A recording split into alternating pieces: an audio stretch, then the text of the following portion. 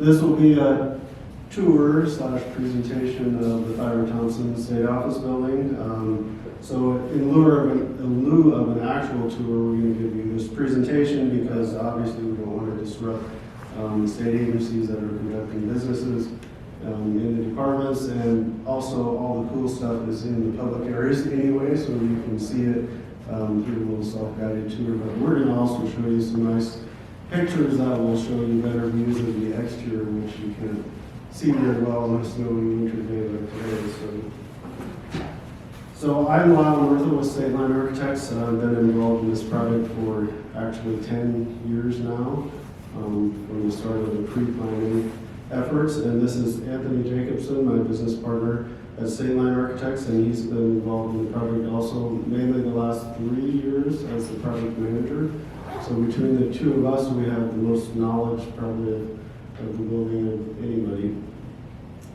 So I'll just mention early on in this project, for those of you who are not in Casper necessarily, because of the state trying to buy land for the building in the downtown area, those were sensitive negotiations. They didn't want the word to get out that they were looking for a big chunk of land or everyone was going to raise the price. So they were working separately from us with a realtor in Cheyenne trying to get land acquisition going. And because of that secrecy, there was a lot of rumors going around town about what was going on. So we're going to try to dispel that today. The press didn't help that at all either because they didn't cover things very well. So subsequently, we've been doing these presentations during design while it was under construction, and now we're in the second presentation we've given after, because we really want to have everybody understand the reality of the whole building and how it all came together. So the presentation today is called Under a Single Roof, and that's because we're going to explore co-locating 11 different state agencies under this one roof in this one building, and how we improved the efficiencies and omitted the redundant spaces within the building to save the state some money. So we'll start out with, first of all, why the need for this project. This beautiful building that still exists in our downtown, just a couple blocks east of here, is where the Department of Workforce Services had most of their offices located. And this building had lots of problems. A separate architect worked for the state back in 2012, and they identified a lot of different items in this building that needed to be addressed, and the city was insisting that they correct because there were life safety issues. So this building was built in 1960, so approaching its end of its normal life without a really major renovation to it anyway. So a couple of the immediate needs on this building were a sprinkler system needed to be installed on the first floor, and also the stair guardrails and handrails weren't up to code. And then several other items additionally needed to be addressed within a short time frame after that, and those include fire separation walls, sprinkler in the rest of the building, fire alarm system, and smoke evacuation. If you've ever been in this building, it has an atrium in the middle of the building and no smoke evacuation. So if they ever had a fire in here, it would have been pretty catastrophic because it would have distributed the smoke to all levels, and you probably wouldn't have had a very good chance of escaping it. So the cost estimate for this back in 2012 time frame was $8.2 million just to work on those code items. So the state at that time decided, well, maybe we shouldn't be spending that kind of money on this old building that's really approaching the end of its life. Maybe we should go another route. So at that time, we had Governor Meade in office, and the state building commission decided at that time it might be better to maybe look at bringing all the state agencies under a single roof. So at that time, they formed I'll back up a little bit. So the state construction department was tasked with putting together a steering committee that would look at bringing all the state agencies together under one roof. At that time, they identified 7 agencies, including workforce services that would go in the building. And we were hired at that time to just, on a miscellaneous as-needed basis, to do building programming and building specifications. So they were looking at doing a turnkey project where a developer would provide the land, they would build the building to our specifications and to our program, and then rent it back to the state. So we had, again, 7 agencies. We actually ended up adding 4 additional agencies later in the project. We were working with about 137,000 square feet of existing square footage out there on those 7 original agencies. And of course, we're looking at co-locating all of those 7 or eventually 11 and omitting a lot of redundant spaces, and we actually did that. We got all of those 7 agencies, the additional 4 in this building at 127,000 square feet versus the 137 that we were looking at for just the original 7 agencies. So we did receive several turnkey proposals from that effort, and we had to reject all of them because the lease rates were exceedingly high, even for that time frame, which was back in 2013. They were higher than the highest lease rates in all of Casper at that time. So then in 2014, the State Building Commission looked at this again, and they said, well, maybe a better use of taxpayer money would be, let's just construct our own building. So then at that time, that state construction department went out for a level 1, level 2 RFQ, and of course we were selected for the project. It included this team, which was mostly local and Casper consultants. We had our associate architect of Tobin and Associates from Cheyenne, our landscape architect of Tallgrass Landscape Architecture. Our civil engineer was WLC Engineering. Structural engineer was Lower Company. The mechanical and electrical engineers was Engineering Design Associates. And our professional cost estimator was Parametrics. So the study that we did for them included a full schematic design in order to obtain the most realistic design costs for an appropriate budgeting of this project. The steering committee was expanded at this point. We included the entire design team that I just listed off. We had representatives from the city of Casper, the community development department. We had Casper Downtown Development Authority. We had all the representatives from each of the 7 state agencies, and then later on we had 4 more, like Lyle had mentioned, but they were brought on a little later. We had the building maintenance representatives, we had IT representatives, and then also we made sure we kept local state elected officials comprised of our efforts as we were moving through this. The charge of the steering committee included having a selfless stewardship to the state, considering the interests of the state of Wyoming and the city of Casper. Our tasks included verification of the overall building programming and scope, function of the building, the aesthetic direction of the exterior, building and site schematic design, estimated costs, and then a proposed project schedule. So the state construction department works separately from this above committee here with a realtor, like Lyle had said, to look at sites in the near downtown area. The map here shows the realtor identified sites that were available at that time for a development of this size. But while those sites were being investigated and was underway, the steering committee continued and conducted a design charrette to get the buy-in of all the parties that were involved. And you might be wondering what a charrette is if you haven't heard that term before. It pretty much is a day-long session where everyone comes together. We actually broke it down into 2 half-day sessions so we could keep the attendance focused, because a day of a charrette is pretty long. The entire steering committee attended that you saw in these images and that I listed off. The process included everyone's involvement, so everyone provided input on everything.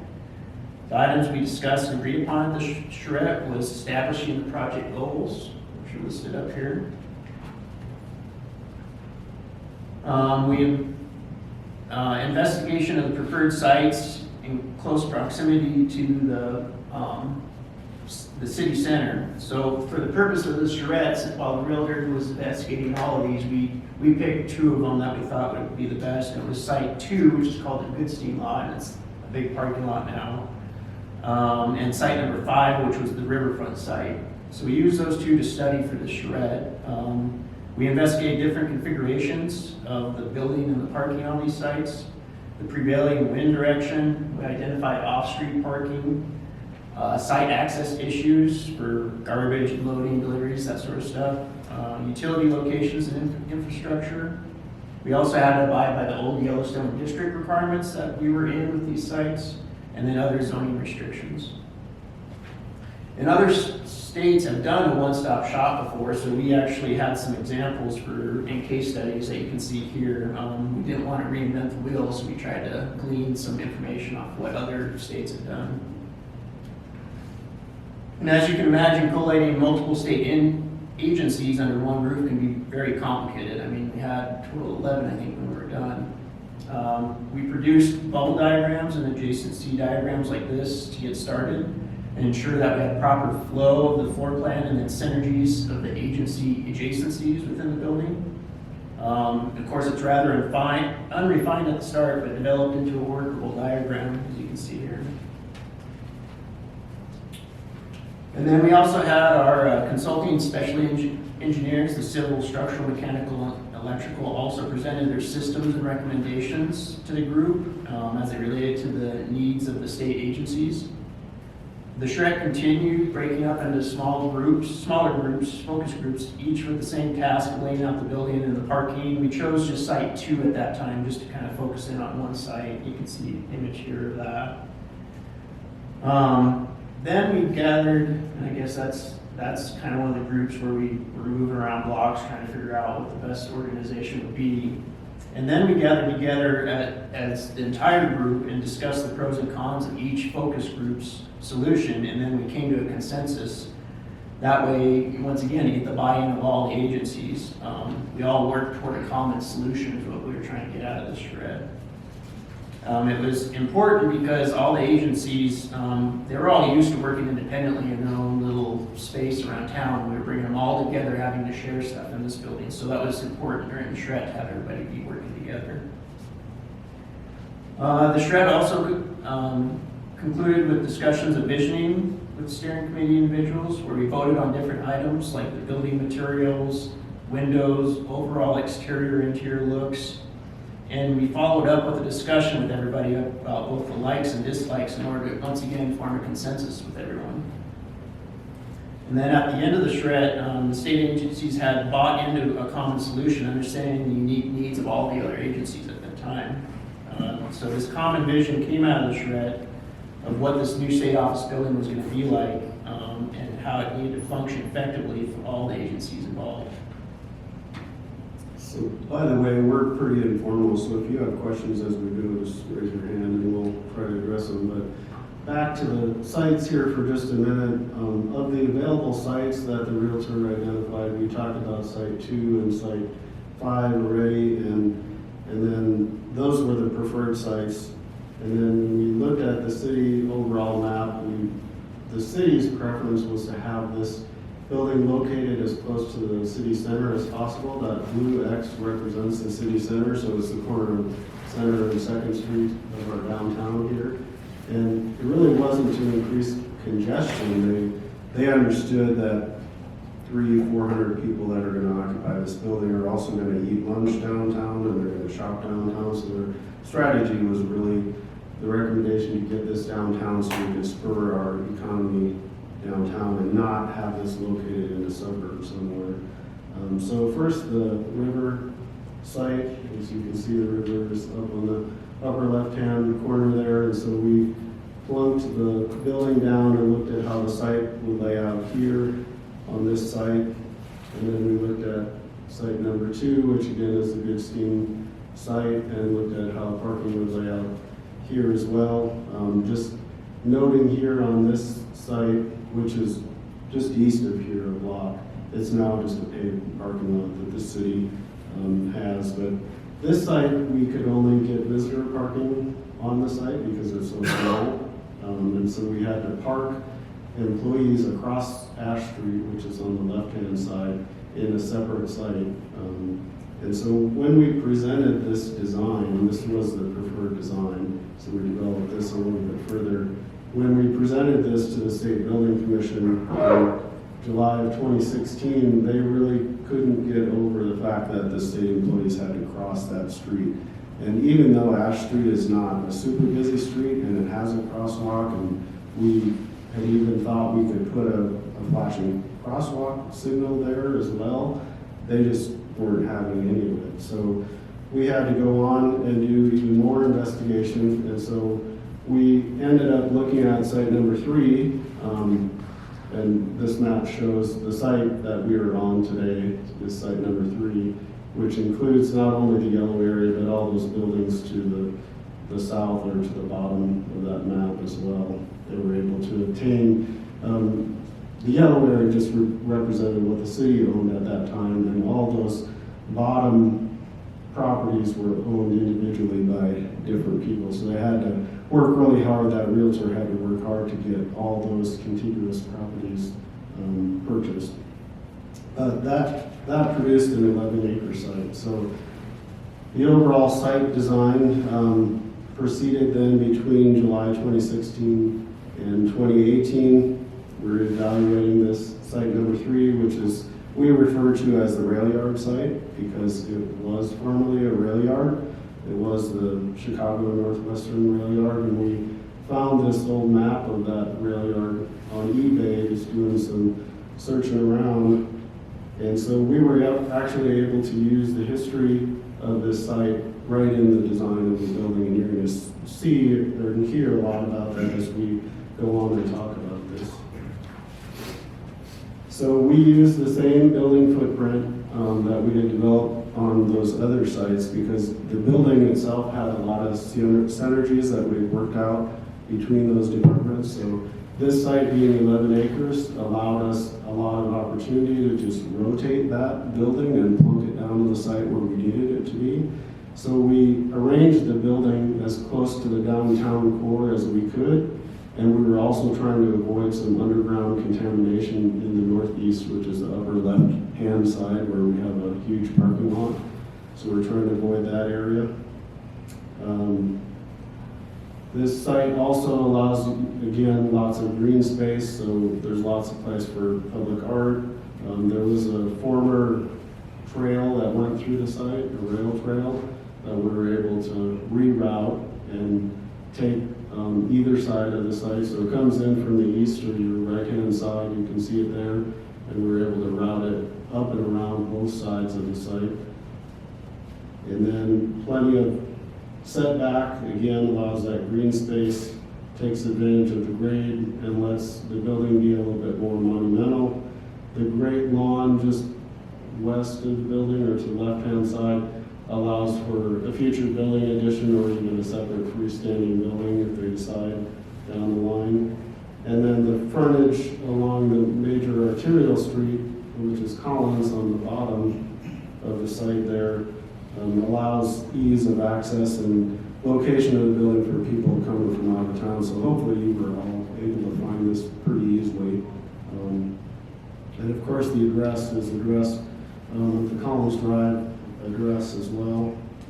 The building is laid out with these 3 fingers that jut out, and it's really meant to get a lot of natural light into the interior space of the building and increase morale and productivity of the state employees, and we'll talk about that a little bit more later. The building also has a service yard on the back side, so it's out of view of the main public areas and the main parking areas. This coincides where most of the infrastructure comes into the building, the water, the sewer, and the power to the building as well. So this is where deliveries come to the building. All couriers come to this back area instead of the front door now. And garbage pickup is back here too. We're also able to screen this with a fence, and you can see those gates are closing so they can secure this off at night as well for security purposes. This also doubles as a second entry for family services, which has a need to keep parents separated from children during custody disputes, so they can have the parents come in the main entry, and they can have the child who's in foster care come in this back way, and they don't have to cross paths out in a parking lot somewhere. So all of their interactions can be observed in a setting that's appropriate, I guess. And then we also have several agencies that do work out in the field, take samples and testing, and so they have some equipment that goes with that. So this allows those agencies a way to get in and out of the building without equipment, without having to go through the main lobby again. I talked about the rails to trails bike path, and here is an example of that coming around the side of the building. So we're actively trying to encourage people to do other modes of transport to the building other than just cars. So encourage people to walk and bike and other modes to get here. You can even take the bus, which I'll talk about in a little bit here. We also, on the west side of the building, we have a small area for play. This isn't meant as a playground per se, but it's meant for if a couple comes with their kids and one of the parents goes in to do the family business, the other can stay out here with the kids and have a little entertainment while the other one's in there. It's meant for 5 or 10 minute play. It's not meant for, like I said, a playground, but you spend all afternoon there. This map shows the on-street visitor parking is represented by this serpentine drive that comes right through the site. So that's where all the visitors park, just right off of that drive. And then all the staff park in the other areas of the site.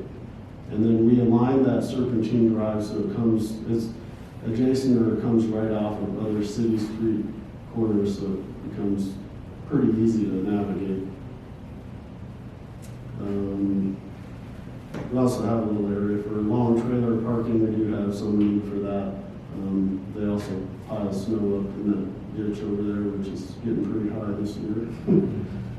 We do have places on the site for benches and outdoor taking a break or having your lunch. So this is a view of the south side of the building, Collins Drive. These little masonry benches people can sit on. And then we do have some on the main entry side as well. You probably saw when we were coming in. Nobody's out there today, but we've seen people in the summer actually use these. We did have a pre-engineered metal building that was existing on the site way at this far corner that we did save, and we reskinned that and remodeled it into a motor pool maintenance building. So we have, if you notice when you drove in, it's got a nice brick and metal skin to it now, and it's got a fenced yard, and that's what the state uses now for their long-term vehicles that aren't driven daily, and they have some trailers and four-wheelers and stuff that are parked either in the building or outside in the parking lot. And then we worked closely with the city's metropolitan planning organization to get the city bus service to come to this site, right into the site, and we provided a bus stop here near the entry. You'll see that just outside. And then we also worked with Natrona County High School, which is just across Collins Drive to the south, on some security issues. They have some concerns that we have corrections in this building, and so we have people that are on parole coming and going for their meetings in the building, and so we met with them to make sure that we had their security concerns covered with cameras and other security items. And we also talked about the fact that we really didn't want people crossing this street back and forth between their campus and our building. And it's not safe either. There's no traffic signal and no crosswalks from Ash all the way to Poplar, so that's a stretch of about 7 or 8 blocks there. So we proposed this landscape median in the middle of the drive, because there's no left and right hand turns you can have either way anyway for most of that stretch. The state declined to fund this at the very end of the project, even though we had money left over. This would have been an improvement to the city street and not necessarily to the building itself. So the city did leave the option open that they could pursue doing this in the future as a beautification project of their own. So plant materials, and you can't see many of these today. They're pretty typical for our harsh environment that we have here in Casper. We have some rock burning and mulches. Again, you can't see much of that today, but we again took our cue from the railroad theme, directly from the railroad theme, as you can see in some of these photos. Here's an illustration of the building with a berm that's representative of the railroad berms that you see, and here's the install of that.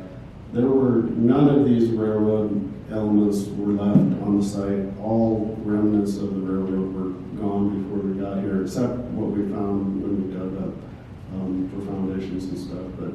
So we had to get these remnants from salvage yards around town, but they're actually pretty readily available. Some other site stuff, here's that bike path again. We do have some picnic table pullouts on that bike path that go through the site.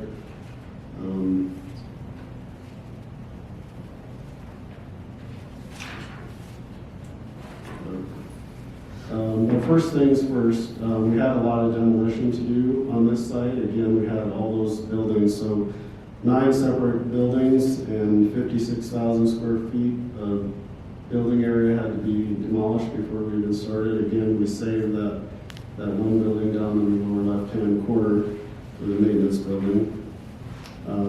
We did have those environmental concerns up in the upper left-hand corner of the underground contamination, and Union Pacific Railroad, who formerly owned the site before the city had it, owns that underground contamination, and they're working with Wyoming DEQ on a voluntary remediation program.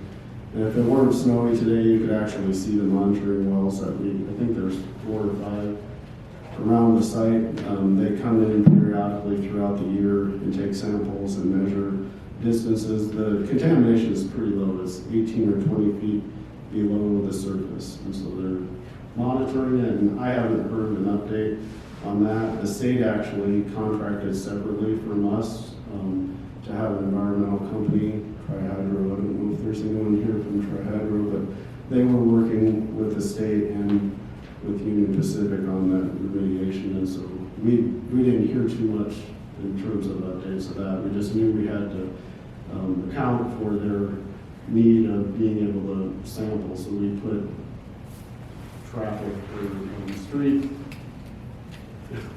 covers over their, traffic rated street covers over their monitoring wells.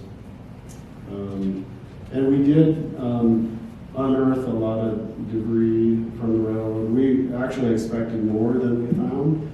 We expected to find train cars buried, to be quite honest with you, and we actually did a magnetic underground survey of the site, and it just didn't show a lot, but we still thought we might run into a lot of that stuff. We actually just found a little bit of stain soiling. We did find a lot of railroad spikes as we dug. We found a little bit of pipe, and we found some old foundations, but nothing too drastic. We actually thought we would find more. So as we wrap up the site discussion, the landscape architect actually further defined a lot of areas around the site where we could do public art, and so these red circles identified those areas. The Wyoming Arts Council has a program, and it's actually in legislation that 1% of the building project budget goes to public art, but it's capped at $100,000. So even though our building was pretty big and the budget was pretty big, we only got $100,000 to spend on our public art. So a selection committee was formed to find an artist, and I was lucky enough to get on that selection committee representing the design team for the building.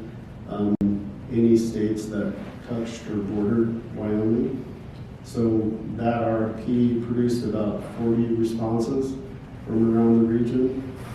And the committee quickly decided that we weren't interested in bronze statues, which are probably overrepresented in Casper right now. We wanted something that was more interactive and related to the site a little bit more. So we narrowed it down to 5 artists that we interviewed, 1 from Wyoming, 3 from Colorado, and 1 from Utah. The Utah artist was actually an artist and an architect, husband and wife team. They were selected. They're a firm called Chusa Design. And then we selected the location that we wanted their art installation to be on the east end of the site. And that was purposeful to straddle the bike path with their art piece, and so you could actually interact by riding or walking the bike path and going right under or through their art piece. I think their art piece is actually called Frames of the Past, and so it has rusty steel frames coupled with wood frames that appear to rotate as you go through. And then this is also illuminated during the evening hours. I think there's a slide that shows the illumination just a little bit better. So it's about 50 feet in length. And yeah, it was meant to make, the reason for the east side of the building, we wanted to make a direct connection not only with the downtown that's over there, but the art district that's in that area. So Art 321 is immediately just east of this installation, and then the Nicolason Art Museum is just a few blocks further down that same bike path. Question. Yep. So did that cost $100,000? It did. I think they spent every penny of the money. Yeah. They were even screaming a little bit because we paid for the lights in the building project. And the foundation too, yeah. And the foundation, and the rest of it they had to cover. The state was only willing to go so far in helping them out. The state construction department. And then the Wyoming Arts Council, of course, only has that little chunk of money, and so that's all we get. And then just beyond this sculpture, so between the sculpture and the building, where the bike path diverges and goes north and south around the building, there's this little bike roundabout here, and so it became a good opportunity to have a little interpretive area that tells about the site of the history of the site on the building, or the history of the site, yeah. So then we'll all start talking a little bit about the building floor plan design. Start with the first floor here. This first floor features the highest traffic agencies, so the ones that see the most people and foot traffic. Department of Corrections is in the yellow over on the left. They're kind of segregated from the other agencies because of their foot traffic, and actually a little bit from the previous design. Workforce Services Employment Training Job Center and the Vocational Rehab is shown in green to the top of the plan there. They have the most heavily trafficked of all departments, so that's why they're located right off the atrium there. In the white in the center, we have an entrance. Of course, you probably came in on the north, but we also have a south entrance for pedestrians and bikes and whatnot to come in that entrance. They're connected by that central lobby, which has the atrium in it for kind of that central security point. You saw the security guard downstairs that they've instituted. That 2-story atrium has that overlook balcony from the second floor. And then we also have central restrooms kind of over to the right in the white there. And custodial, and the elevators and stairs that are all stacked through the center of the building and used by all. Some departments throughout these floor plans do have their own separate restrooms, and that's program driven depending on what they needed. Department of Corrections on this one, you can see in the white in the middle of their space, the yellow space there, is their own restrooms, and then they also have UA restrooms for urine analysis and whatnot. The service entry at the back is in the gray area. It contains all the building operations, mechanical, electrical equipment. Like Lyle had mentioned, a lot of agencies have field equipment that they load and unload. The service elevator is back here for their use. Also, mail and courier deliveries can happen back here, and then also that back of house access for some other departments, and specifically Department of Family Services, so they can separate the parents and children. Also on the first floor here in purple is the Department of Environmental Quality. They specifically needed a lab. Their lab needed direct access to the backyard there for their equipment loading and unloading. And then there's two smaller workforce service departments on the bottom there in green that had a lot of foot traffic also. Throughout the plan, especially with workforce services, they had so many break rooms in their programming that we actually combined them into one bigger break room on each floor. And you can see in that bright green kind of in the middle there, that's their shared break room for those 4 departments that are on this floor. And then like Lyle had mentioned, we have the long narrow fingers of the plan, and so that allows us to provide, this is an example of one of the offices that gets natural light, exterior views, and has that exterior window. And then all the internal spaces were meeting rooms, storage, file rooms, maybe even open cubicles. So an entire floor has to share, what, one fridge? Not exactly. So it was really just workforce services that got the combined break rooms. Oh. The other, like say, Department of Corrections had its own break room, Family Services had its own break room. Then some of the smaller departments didn't have necessarily a break room, although we did give them a space, like in their file room, that had like a cabinet with they could put a refrigerator and a coffee pot or whatever, so we tried to accommodate. It's really workforce services. They had, within their department, they had 13 different divisions. So there was a lot of departments within there. So if you added that all up, what is that? It's like 20 different departments we had to combine together. And I'll just point out that, I mean, it may seem like kind of something that wouldn't be desirable for them, but if you saw the state of a lot of these agencies' rental spaces, they were pretty bad. They're pretty bad. So getting a new building and, sharing a break room was not a big deal for them. It just means a lot of labeling your food, right? Right, do not touch.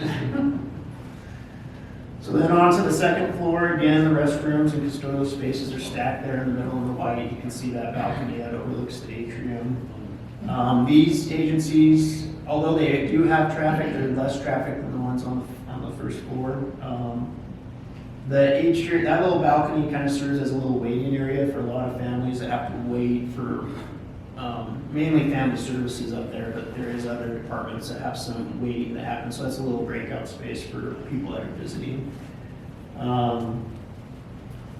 We also have a Department of Workforce Services commission hearing and appeals hearings on this floor. So while they're waiting to go to those hearings, they can be out in that central area. Everything to the left over there is, like I said, there was a bunch of workforce service departments that we combined all into one wing, and right at the beginning of it is a secured access, so the public actually can't get back past that door from the balcony. And they were departments that only saw people once in a while, so we have communication where they can let them back if they need to go see a department. What's that white area on the far left in the green that kind of looks like angles? So each wing had to have, of course, an egress stairs. So that white, I think you got here, the one right here, Yeah, Yeah. the down and to the left from there. right here. Yeah, those. Those just happen to be cubicles in the center. Oh, okay. They just didn't get colored in apparently. You can see some cubicles there, and you can see some cubicles there too. And of course, the shared break room right here for all of these Department of Workforce Services is right there. The Department of Family Services that's shown in red, it kind of worked out in this plan because they actually had 2 internal subdivisions. So their main entrance is right here, and so they have this shared waiting area, reception area, and then you go into each department from that area on each side. So it actually worked out with how they have that central lobby that splits them in 2. Note the service elevator here, so they can bring people from the maintenance yard in and up and back here versus someone visiting that's right out here because there's a secure door right there. And then, of course, just looking at the plan, I mean, just notice we, like we said, we tried to keep as many offices on the exterior as we could to get that actual daylight for those offices. Because there were a lot of them that didn't have extra windows where they were at, so when you're in an office all day long, it's nice to have some of that. Up to the third floor, again, the stacked items in the middle. This level had the least client public traffic. In fact, some departments, like the Department of Workforce Services Claims, did not want anyone to know where they were at because they get, unfortunately, threats sometimes. So that kind of helps. They're behind some secured locked doors so that people can't get back there. We also had a lot of less visited agencies like the OSHA, State Engineer, Revenue, and Department of Health. They're all pretty small. They're all kind of in the middle here. Like OSHA's there, State Engineer's there, Health, and Revenue. And then we also added those 4 more agencies. We can see some of them here. This was the Attorney General, and then we had State Forestry and Audit over here. That started to fill out some of the shell space that actually we had on this whole wing over here. And then the new state's Chancery Court took up all this white space here for at the end of this wing. What kind of court did you say? It's called the Chancery Court. It's like deals with more business. I'll talk about that a little bit more in detail.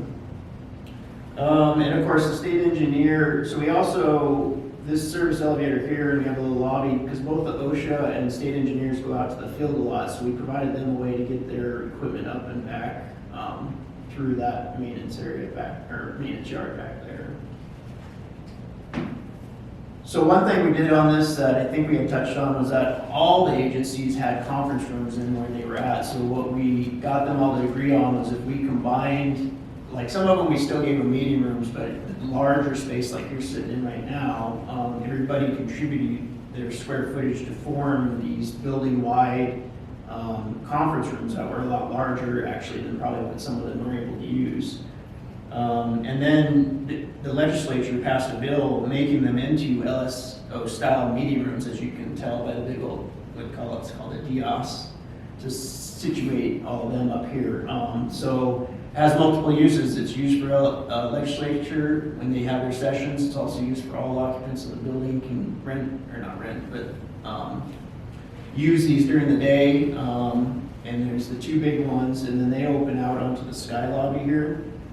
And then we have this catering kitchen off to the side, so it could be, you could have a whole day-long event going on up here. So these rooms are also set up with the same IT as Cheyenne is, so when they do come up here for LSO meetings, it's plug and play. They don't have to, rent a conference room and then fight the IT to get, we're doing a lot more Zoom meetings and stuff like that, so to get that stuff set up is kind of a headache. Here they don't have any problems, they just come and plug in and they're ready to go. And it's unique, I guess, too, because Casper is centrally located, I think the state is definitely using these rooms a lot more than probably you could expect it for different types of meetings because they are centrally located and you don't have to either go down to Cheyenne or elsewhere. Then up to we do have a 4th floor. It's kind of, we call it the penthouse, but it really contains the Department of Workforce Services mailroom that's shown in the green there. A lot of the mechanical equipments and boilers, and then also storage for filters and whatnot. Because on this building we have 3 big air handler units that sit out on the roof there, one on each wing that kind of serves those wings. Since that wouldn't be disturbing any of the individual offices, is that going to be part of the area we might have access to today? We would have to ask for, I don't have the keys to the building, so yeah, we could ask to see, since you guys would probably be interested in that.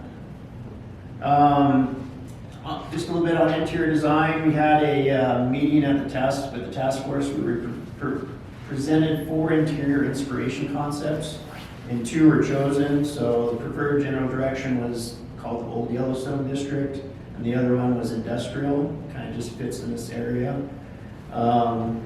A lot of these concepts that we have here generally match the exterior building elevation concepts as well as the landscape concepts. They're mainly, like Lyle said, they're for the public areas, not necessarily the wings. And all the finishes in the agency, the wings were pretty standard. So this sort of idea was just kind of for the more public areas. And I'll kind of walk through some of that. The main lobby flooring had this large format porcelain tile that you might have noticed for durability and high traffic. But this accent tile color kind of acts and assists with traffic and wayfinding to like the elevators and the bathrooms and whatnot, just a visual cue. Sorry, there's an overhead view of it, kind of showing that. And then this picture kind of shows, you know, we had walk-off carpet on the entries to avoid having to have mats there, people tripping over, durable benches with no backs, and then we only provided the furnishings for the common areas. All the departments actually brought their furniture or bought new out of their budget.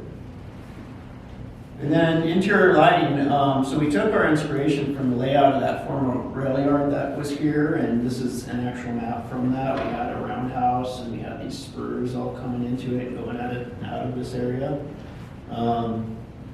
We kind of applied it in a subtle rendition with the main ceiling lighting in the form of curved rails and a turntable chandelier, which I'll show you here. So it gives that kind of open structure for that industrial feel. We also incorporated the brick and the masonry in the center there, kind of to assist in the wayfinding, so you know where you're at in the building, even though it's, you know, these long wings. Then you see the fixture up there. We just have a few more pictures of it. So the mill steel angles kind of represent the rail lines, and then the rectangular light fixtures represent the box cars. So we kind of spaced them out to make it kind of look very subtle. The guardrail design, we had a mix of weathered wood and stainless steel elements to try to mix that OID and industrial together. The weathered wood also gets used elsewhere in this sky lobby area.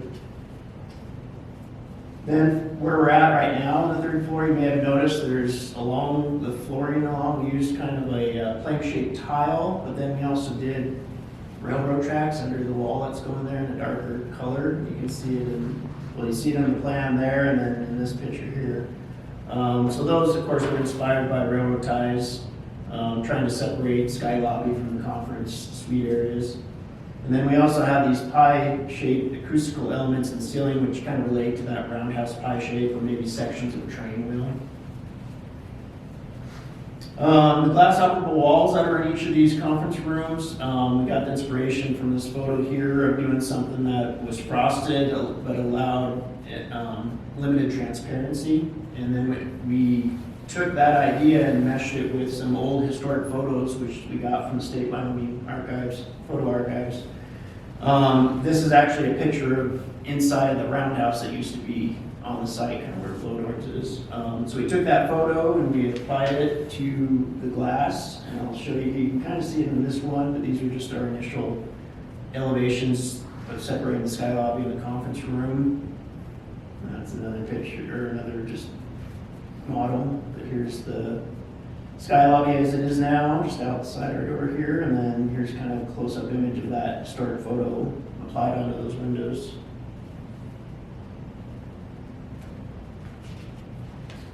And then another view of the sky lobby and the catering kitchen over to the side here. So we could open these big doors up and you could have a big old conference, however they want to use it to give them some flexibility. And then once again, the open and structure for that industrial feel, and then the train track inspired lighting. We just did a couple little spurs up here in the sky lobby area. And then for the conference rooms, we talk about the acoustics. So those pie-shaped black pieces are actually Tecton, which is an acoustical product. So it's helped just to deaden the sound. You'll see there's white larger rectangles that are applied right to the structure in the background. So all of that is doing acoustical work in the background and a little bit of decoration too. So this one was our inspiration, kind of this wood ceiling and the slats to create a softer feel, create some interest in these rooms. We took it a little further and this is our rendering for the space, and then of course what we can look at right above our heads. Once again, kind of a railroad track theme, but taken with that inspiration of that. And even though this is not the Tectum product, it's working acoustically too. Sound gets up there and it bounces back and forth and dissipates up into the ceiling cavity. And then across the hall, we have this executive conference room, has this table and some more of those elements kind of incorporated into it. Then the restrooms on all the floors, the voting during the charrette time tended toward a more modern and clean use. We used stacked wall tile in a railroad fashion again, with accent tile colors and vertical rows to break it up. And we extended to the ceiling for durability and cleanliness in those restrooms. Just a couple renderings there. The toilet partitions hung from the ceilings, and the toilets hang from the walls, once again for mopping and cleaning, ease of doing that. We have that continuous full height mirror, plenty of counter space for purse or briefcase, and then drop-in style sinks. And then signage, this is on all floors and in all the agency suites. They were designed so they could be easily made by local vendors and not out of state. So we had a combination of weathered wood and steel for both industrial and OID feeling. So that steel, pepper tank cut it out. The wood was from the Wyoming wood we get around here, and then the insert that's actually removable and they can change it out was from out of state, but local company here was able to buy it and then assemble all this together. So I'll just mention here too that we got a little pushback on signage and even that chandelier that we mentioned. And what we were trying to do with all of that was not only make it cheaper than buying, say, a chandelier from New York and shipping it here and installing it, but also get local fabricators that could do all of that work. So on the chandelier, I think we were able to do all of that locally, except those yellow panels came from Salt Lake City. So most of that chandelier was done right here in the state, or at least regionally. And then these signs, same thing, everything here is local. And then when they have to do new ones in the future, they can just go to Pepper Tank and have these made instead of ordering from a company that's out of state. And these were cheaper. On top of all that, they were cheaper. As expensive as doing the whole thing. And then just a note on the numbers that we decided for these, and you'll see it on some other signage, is that we had the inspiration again from the numbers on the back of these train cars to use something similar just to tie that in, that history. Like I said, most of the wings, the agency suites, were just standard finishes with a broadloom carpet throughout, single lay-in ceiling, rubber base, just a couple accent painted walls. We did have some custom built-in reception desks, as you can kind of see the corner here, and then another one here that they needed for a lot of these high-traffic agencies. And then this is one of the conference rooms. You can see nothing too fancy, pretty straightforward. So then, as I mentioned, we found this 1937 map of the old rail yard. We found this on eBay. So we continued to use that rail yard for our inspiration, including for the building plaque. So the site, even though it had this history of this rail yard that was completely gone, all the buildings and everything were gone from the site. There was no historic designation of that anywhere to be found. So we decided to take upon ourselves to make a plaque that represented the history. And if you notice down in the lobby, right behind that security, where the security guard is sitting, this plaque exists on the wall, so everyone coming and going from the building can read about the history, not only of the site, the former rail yard, but also how we incorporated those site elements into the building design. So people can learn a little bit about the building, and it becomes the de facto roadside historic marker. So we have a picture. And then we have a picture of the install. Can't remember if we set it up Where did you get the name Thyra Thomson? So the state construction, no, the state building commission is the entity that's responsible for naming buildings. And so we had been pushing them as we were doing the design work to find a name, and we even threw out some suggestions for them to consider, and they kept putting it off, and they actually have about a dozen or more buildings in the state that are not even named yet. They don't have an official name. And so I'm not sure at what point, but Secretary of State Buchanan at the time suggested Thyra Thomson, who was the longest serving elected official in the state. She served as Secretary of State for I don't know how many years, but quite a while. And she's since passed, I think, in the 90s or something. So he suggested her name. The local legislators here threw out another name, and the building commission decided on Thyra Thomson, so that was that. And I guess we are still, the plaque here doesn't go into her per se. It talks about the process of this project and the site it's on and its history. There has been discussions of trying to create a plaque for Thyra Thomson to give her history that would be maybe next to this one too. So that's in the works hopefully with the city. So we also use a little color psychology in the building. So just to give it a nicer look, we a lot of times use an accent paint just to give it a little pop of color, and that's literally based on psychology. So even when you have a single paint color like an off-white in your office, you can paint one wall kind of an accent color, and it really changes the look of your office or your space. So that's what we did here in most of the rooms. We do, as Anthony mentioned, we do have just one carpet color in the wings, a single rubber base, a single door stain throughout, so it's pretty basic, pretty boring. So without a little bit of color, I think the staff would have been a little restless in those areas. So we talked about the Chancery Court that filled up this wing, and I'll just back up and mention that this entire wing of the building was initially supposed to be shell space and not built out at all. It was supposed to be for future. And by the time we added those extra agencies and the legislature made us turn these rooms into LSO meeting rooms, and then we added this Chancery Court at some time in the process, it filled the entire wing, so we have no extra space in the building. We're completely full.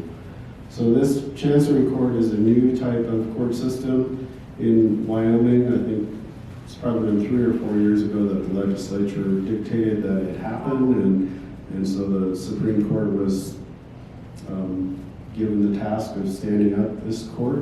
So it's a type of court that doesn't see any criminal cases. It only sees probates, wills, or corporate financial disputes. And so you pay a little bit more to go through this type of court system, but it's more of an expedited process. So you get your case heard a lot quicker, and there's no jury. It's just a single judge that decides your case. So we worked with Justice Fox with Wyoming Supreme Court, and I think she's now the Chief Justice of the Supreme Court, to get this court going. The court is now operational, but they're using circuit court space around the state because I don't think they have enough caseload to hire a judge and put in here. So this courtroom exists just down at the end of this wing here, but they're not currently using it right now. I mentioned that all the finishes are the same in the building, but the court here did dictate that they wanted their finishes to be a little bit different. So you notice the wood stain here is different, the carpet, even the paint is a little bit different in this courtroom. We did keep their offices pretty plain though too, so it was really just the court in the front area that they got their upgrade on. So then a little bit about the exterior building design. So to study, we had our steering committee looking at the exterior, and they were all pretty much in favor of doing a look that we have slide, first slide. So they were pretty much okay with this look, and we had the buy-in from the Old Yellowstone Architectural Review Committee on this design too, but when we presented this to other groups like the State Building Commission and even the local legislators, they wanted a more governmental look than this was leaving them with. So, so we had to look at other options. We looked at 4 other options that actually drew inspiration from other governmental buildings that are located right here in Casper and around the region. And this version, the sketch there, is the one that was preferred by the State Building Commission. But we still, the steering committee still liked their version.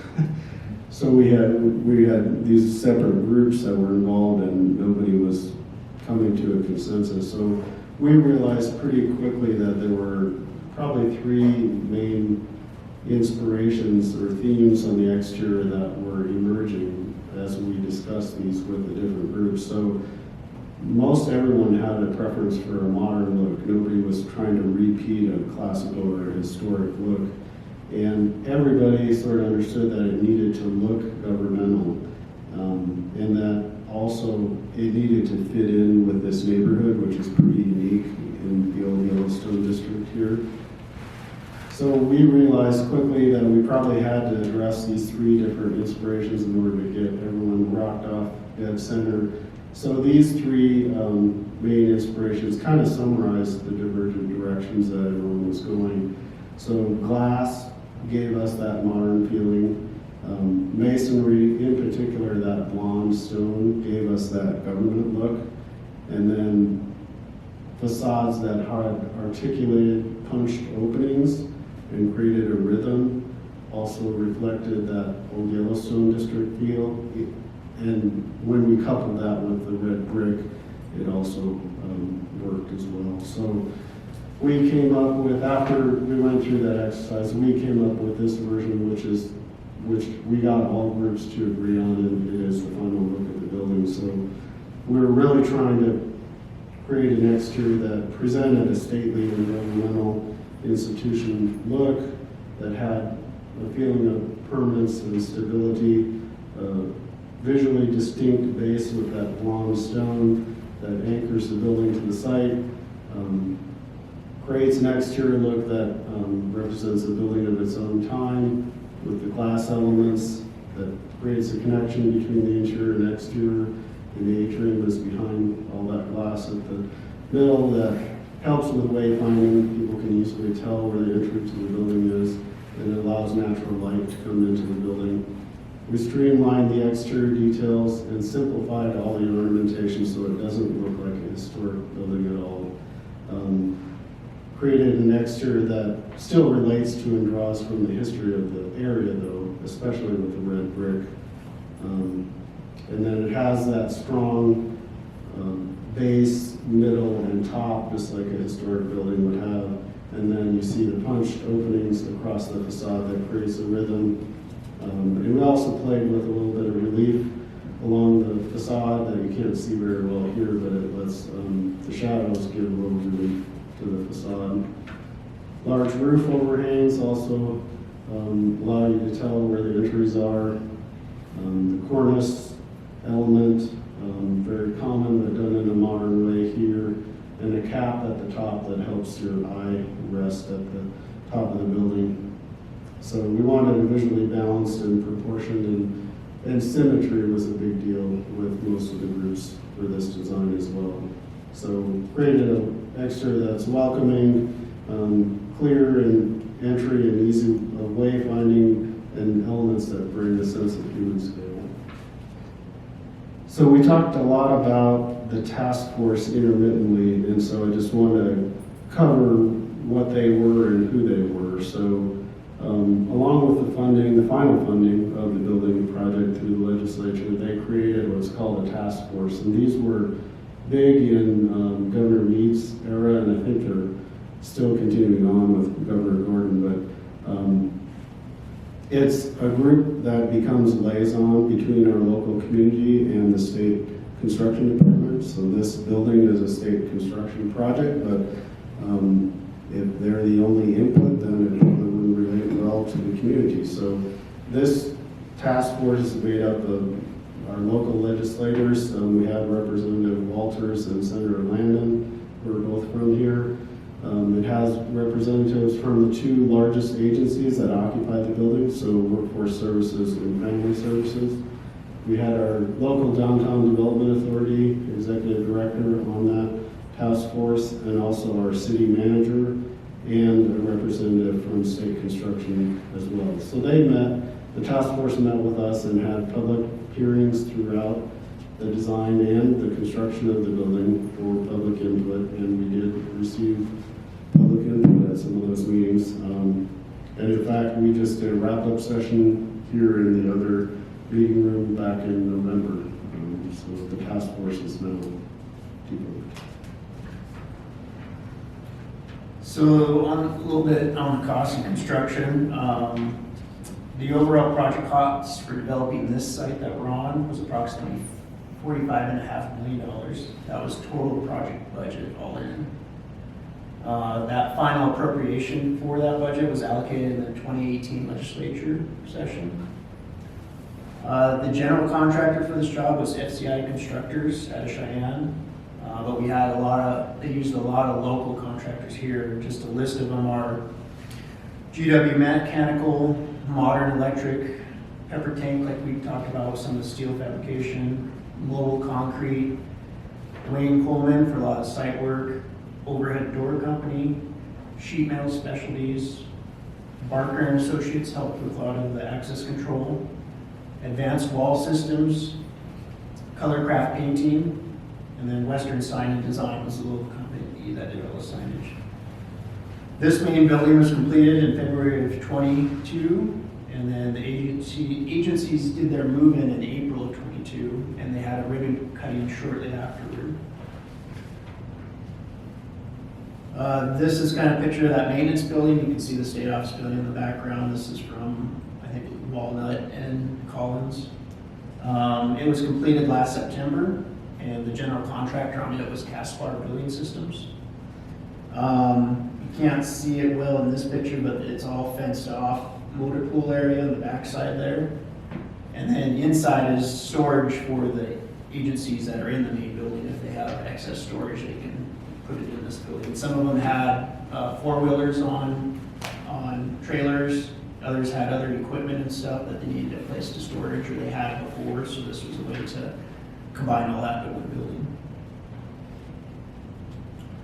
And then the schedule, we identified 6 separate bid package opportunities. That way we maximized that opportunity for any of the bidders. We did a demolition package to start. Then we had the building construction and site improvements package. We had the maintenance building remodel package separated out. We also had FF&E package. We had the door access control package, and then we had an IT security package. So back to our goals. We'll leave you with initial goals of the project. This is where we start every project, and this is where we end every project. Did we achieve what we set out to do is the question. Thank you. Any questions from the group? You left me out, man. I'm on the signs for Western Sign. And I brought power in. Good job. It's a cool project. Thank you. Thanks. What's your biggest lesson learned?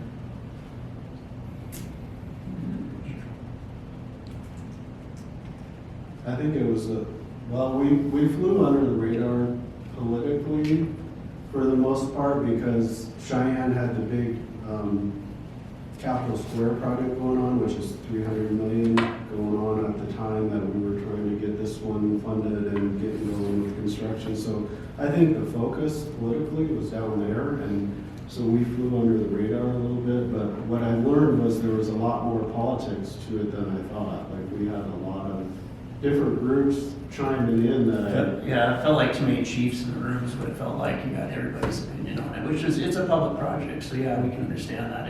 That's probably the difficult part, is trying to make sure you're satisfying, just like the exterior. I mean, how many, 20 options? I mean, I don't know how many options we went through trying to hone that in, and we arrived there, but that was difficult. A lot of compromise, and then the legislature would do just crazy things, like when they made these LSO rooms, they didn't even tell us. They just sent a bill through the legislature, and we found out after session that, oh crap, we gotta make these into LSO rooms, and fund it, they didn't give us any funding, they just said, make these LSO rooms, like magic, like cheater.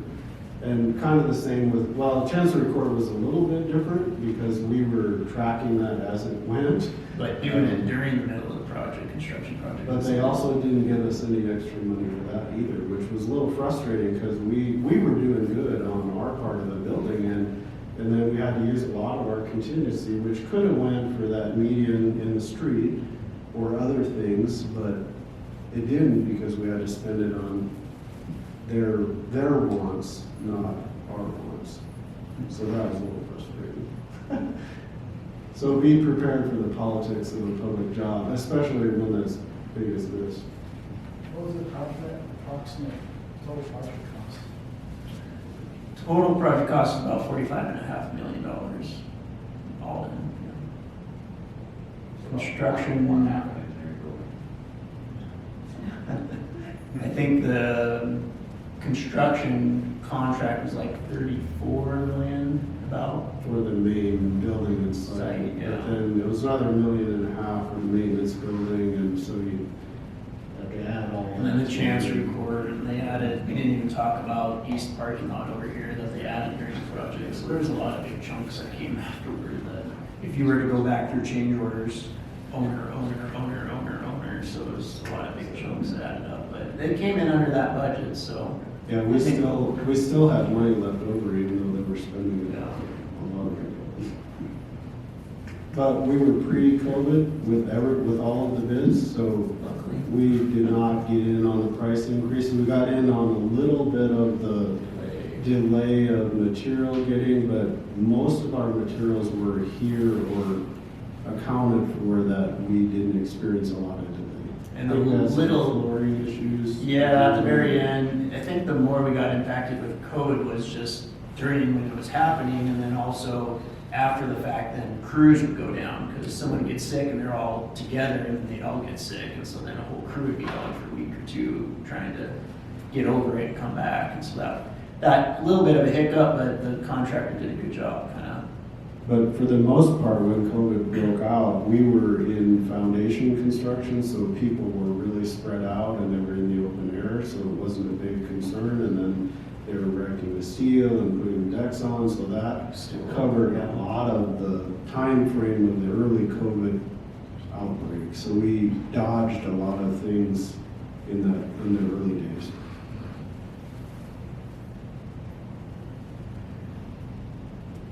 Okay.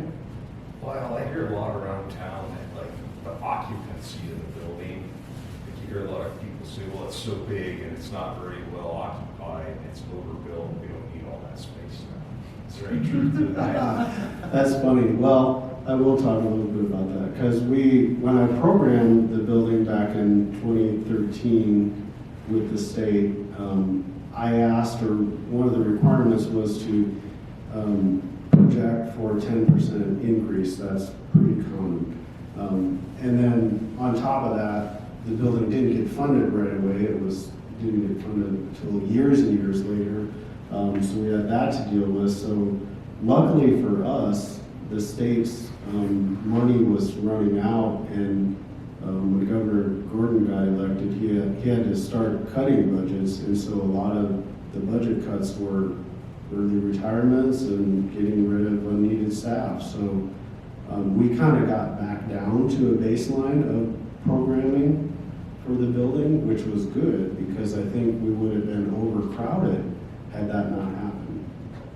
So I think right now, they're probably comfortable in here. Yeah, they're Maybe probably they not have back. some extra space, but they should have extra space. Right, because. For future growth. Well, I guess the other thing we didn't talk about was that the state building commission and the task force said that they would have this building paid off in 13 years. 12 or 13 years. So that's way better than paying lease out every year. If you have a building that can well, where are we gonna put people? Oh, well, we got extra space in the state office building rather than trying to go somewhere else. So at the height, this place was definitely, I know every office had a person in it at the height of it. It's just because of things that have happened recently, like cutbacks and stuff, I think is why it's probably not as full as it was designed for. But that's gonna be short-lived because government's only growing, we're not growing the other direction, like, it's short-lived problem. And then the other thing here is like, now we've created a bunch of vacant space that these other businessmen in town So- leasing. That, I think, is a false assumption, and there's two reasons for that. That Midwest building that I talked about early on represented about 65,000 square feet of office space. That's about half of this building's square footage. That building will not go back as office space. It can't go back because the city had already identified all those issues, and nobody's putting, if the state won't put $8 million or whatever today's dollars at is 12 million or whatever, no private entities are gonna put that kind of money into that building. So that building is off the market, essentially. And then the other thing that happened is the city bought the Casper Business Center, and I'm not sure how much, that's 70,000 square feet or something in that range, and that's all off the market now too. So between those two things, it's like a wash. We freed up some rental space out there, but all those people that were in the Casper Business Center now have to find new. Well, didn't you say it was some of the most lucrative rental space in the state? The- There's some really, really expensive stuff you can rent out there, right? The turnkey proposals were the most expensive in the state, yeah. Would have been had we built that, but the state would never have paid those rental rates. Now, you just hear all that stuff around town.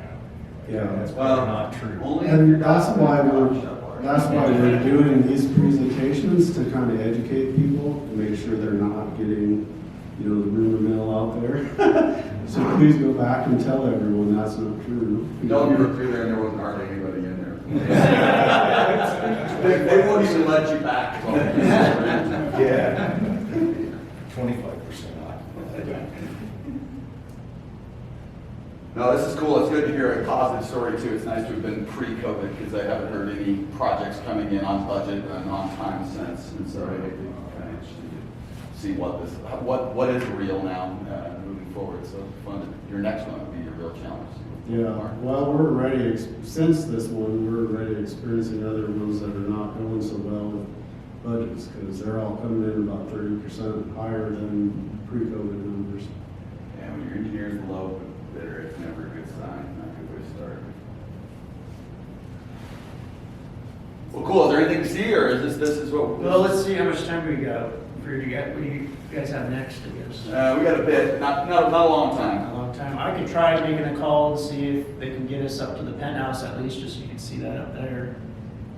And all of the public spaces, again, that's where all the cool stuff is. That's all open to the public. Yeah, you can walk. Yeah, let's not fiddle with trying to get behind the scenes. We're just gonna spend half an hour checking out this public space and look at your work. Sound good. Let us know if you have other questions as you're walking around. Where did they quarry your rock? That actually is a cast stone material, handmade, Okay. and it was from, I think it was Kentucky or somewhere southwest, yeah, or southeast there. It looks sort of really. 500 miles for lead. What? Outside the 500-mile radius for your leads. For lead, yeah. They actually brought him in the trunk of Teslas. So it worked out. Thousands of them. Yeah, we didn't do any LEED certification on this building. We did design some green lighting, daylight harvesting, and of course we had the sunshades and the glass and all that. So this was not LEED? This is not. So is LEED like just so 1990 now or what? It's, I thought the state was it's who old. wants to pay for it is what it's come down So, to. but didn't the state, gosh, I thought a decade ago said, everything we build would be LEED I silver. don't think they committed to that. A lot of other states around here committed to doing lead. Then they looked at the checkbook and they're like, about that. Yeah, well, what it comes down to is you have to pay to get lead certified. So now everyone's like, why am I spending that money? I'll just go do it over here and not worry about getting And certified. even the daylight harvesting that we designed as an alternate, they didn't accept that, even though we had some money. It's actually, I mean, you know, don't want to get struck down, but it's kind of nice to get, you know, we're just going to shift a little bit because it does change. It changes a lot of things when your focus is solely on getting that certification. Right, exactly. Well, Too much focus and on we that. do a lot of things that are sustainable anyway, just in Right. our normal design, we're just not documenting it. All right, well, thanks, guys.